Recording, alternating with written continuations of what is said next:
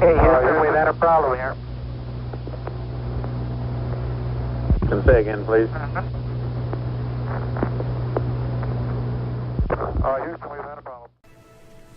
Alright, so we're going to start today by playing a little bit of Kerbal Space Program. I am not entirely new to this game, however, I guess I'm not the best. I would say that I'm actually quite bad at it. So, you know, in comparison to some of the people that play out there, and some people that you might have heard of, like Scott Manley, and oh god, just about every YouTuber who actually plays the game in any sort of serious fashion is actually quite a lot better at this than I am. So, we're going to start today just by taking a quick moment to start our corporation, or our research, I guess our research or space exploration company in career mode. I've already played Sandbox at length, and so I'm looking for a little bit of a challenge. And I guess this is as good a time as any to say that I play the game vanilla. No mods, no mech-jev, no nothing. So if you see it kind of being a little bit bare bones and boring, well, that's just kind of the limitation that I set on myself. I like to essentially explore and experience the game the way that the game designers pretty much have decided you to do so. So let's go ahead and name this. Let's see. I'm gonna call it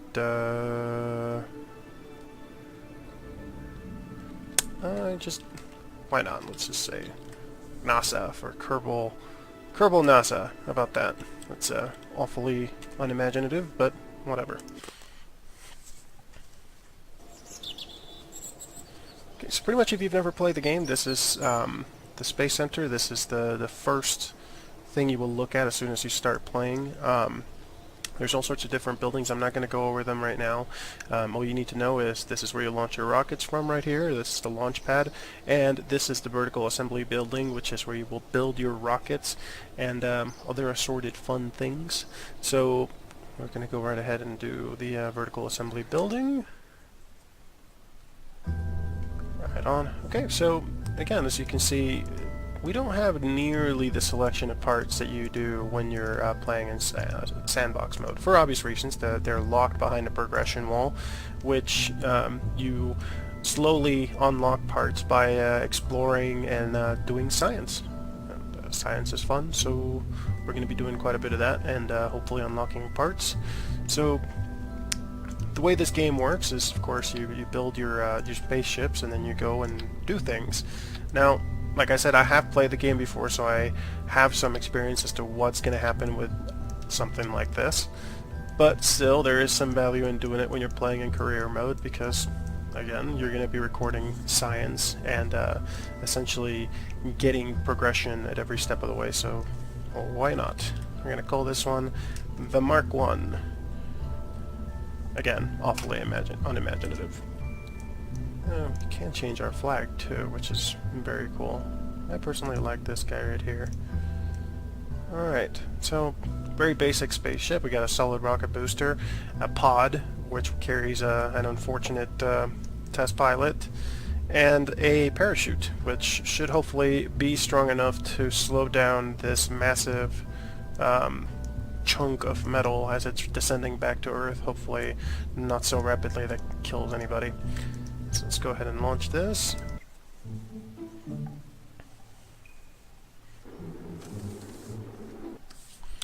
Right on. So here we're on the launch pad. There's the rest of the space complex. And so yeah, here we are. Because this is what is called a solid rocket booster, there is absolutely no throttling whatsoever. So essentially this is kind of a you could call it almost like a fireworks rocket. You're gonna hit the space bar to launch your spaceship, and there's gonna be really no control as far as velocity. You're pretty much gonna be going as fast as the rocket will fire up until it runs out of fuel, at which point it just cuts out. So here we go. Oh. Rookie mistake. However, oh, that looked like I was gonna clear the building. Fantastic. So you can already see how bad I am at this game. Okay, so let's go ahead and go back to the vehicle assembly and find out what went wrong. Aha. Okay, so down here is your staging.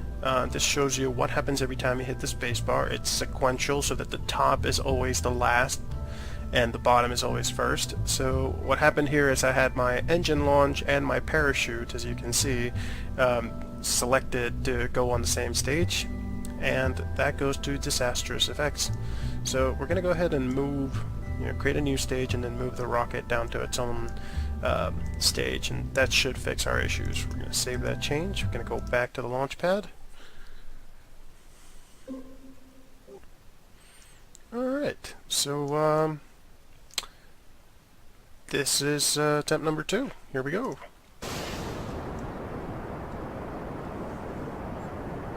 Alright, now the pod up here actually does provide a very limited amount of steering, which is obviously affected by the mass of the total spaceship. Obviously, as you go on, you will actually unlock parts that help you steer the ship, especially as it gets larger and larger. But for now, all you have is just the torque provided by the pod up here, and that torque does consume electricity, which is viewed up here. Electricity is also generated by the engine, which means that in this particular case, as we were going up and I was trying to do a little bit of steering, it did consume a little bit of electricity, but the rest of it was essentially filled back up by the solid fuel engine being, well, essentially doing its work.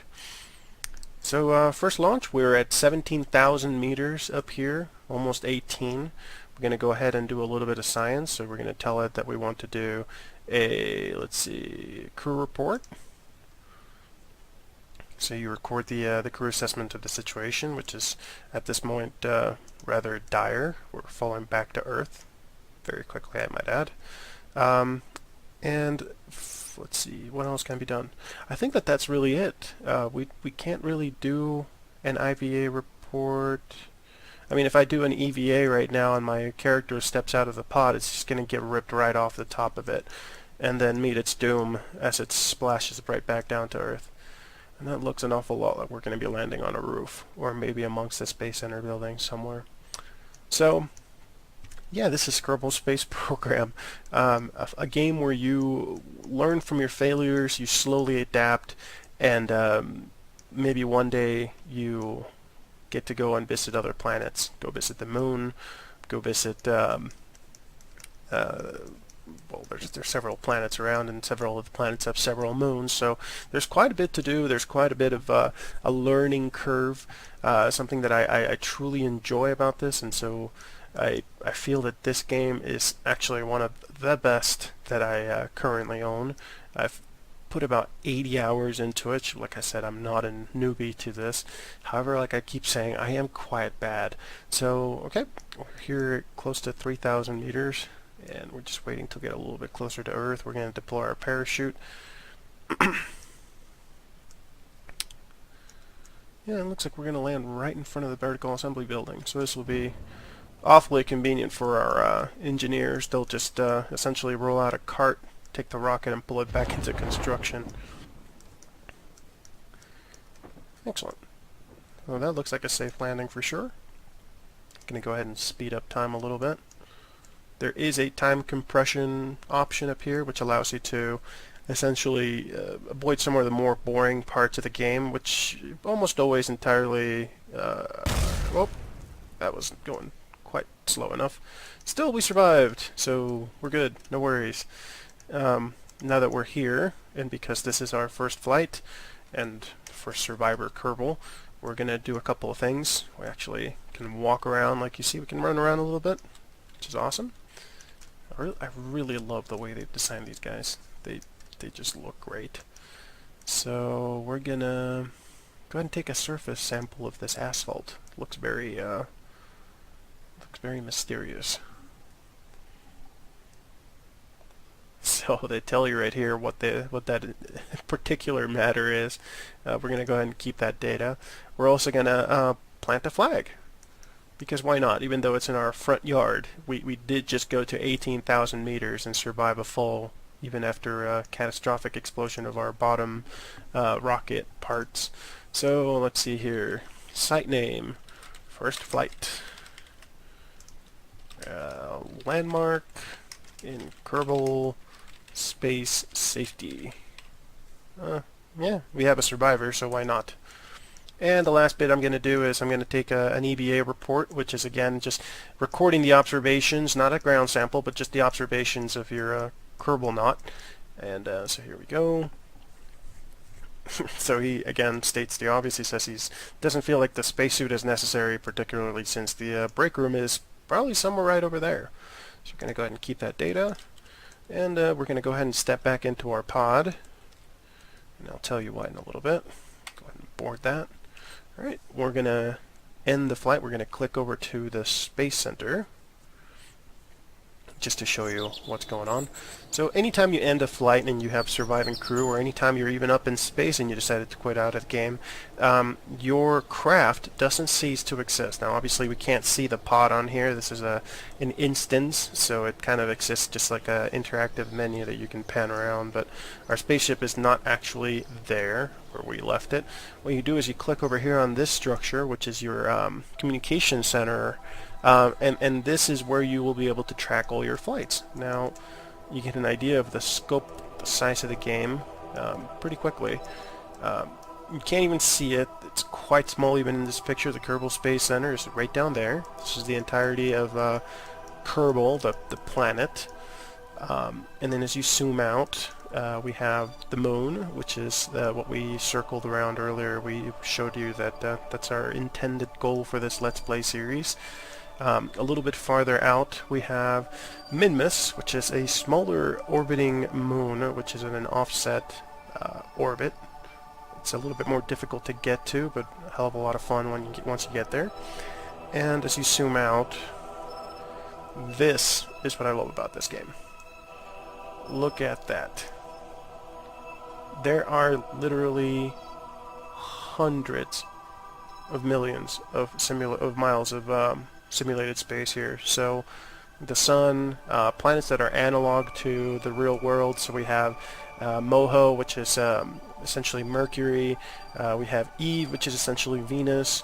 Obviously Kerbal, which would be Earth. Duna for Mars. A little bit further out. Jewel. And just, you know, keep going outwards and seeing other planets that are essentially analogs to what we see in our solar system. I think with just a small exception, there might not be a Neptune yet.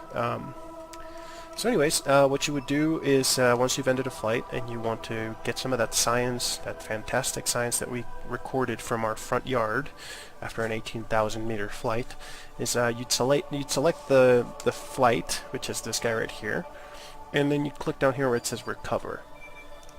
Again, recovering happens anytime that you manage to land a spacecraft back in Kerbal, and so you can imagine that some helicopters, or in this case maybe some dude in a pickup truck is going to come by and essentially go from the parking lot about 100 yards and pick up the pod and drive it into the science recovery area, and they're going to get all that fantastic science for us.